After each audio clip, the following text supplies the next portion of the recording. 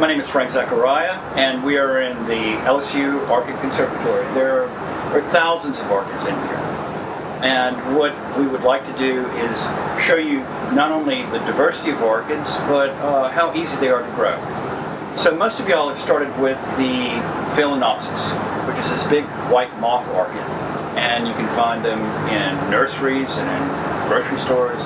A fairly easy orchid to grow. But there's a whole range of other ones that we can grow. A lot of these are called cattleyas. Grow extremely easy in the Gulf South.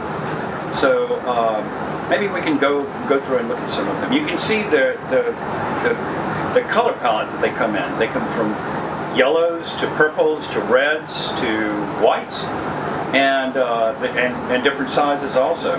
They also have a really nice fragrance to them, which unfortunately the big white phales don't. They will, if you put them inside, the fragrance is really intense. So the cattleyas, for people my age, our mothers and grandmothers used to wear these corsages. It was very, very popular in the 40s and 50s.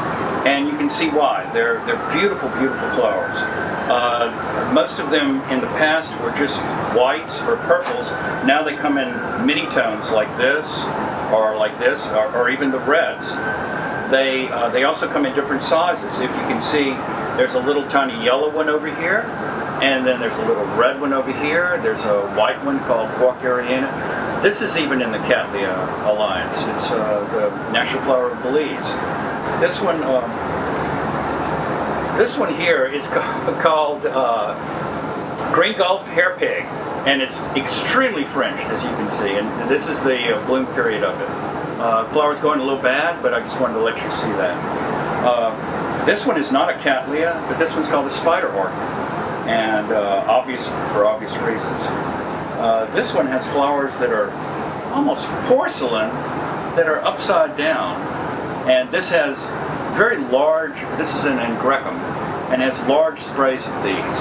So this little orange one here is a Gongora with a very Punch and Judy kind of flower to it. Very, very intricate.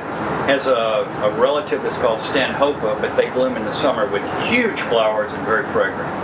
So this is a little, I'm going to pull this out. This is a little Dendrobium, and this is a cross with two kinds of Dendrobiums. It has petals that are one color that resemble the lip, and then it has sepals, which are the white part. So it gives a lot of color variation in this orchid. This one here does the same thing in the Cattleya. You see how the petals resemble the lip, and then the sepals have another base color to it. But let's go through the anatomy of this flower. So the back part of the flower are the sepals, these three parts right here, and they're usually uniform both in shape and in color. The two top parts of the flower are called the petals. They can be uniform in color and in shape, although some of the, for instance, like this one.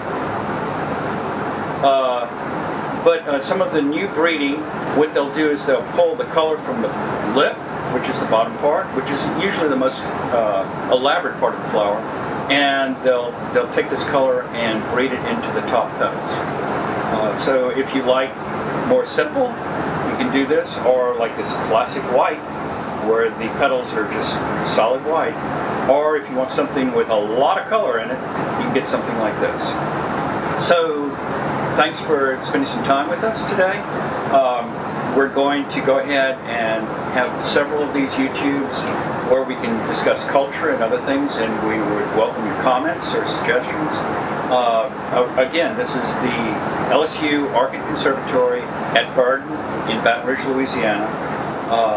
And you'll find that some of the advice for the subtropical rainforest where we live is a little bit different than some of the other advice nationally. So I'm hoping we can help you out with that. So send an email and we'll answer it, or if you're interested in visiting us, we'll go ahead and open up the greenhouse for you.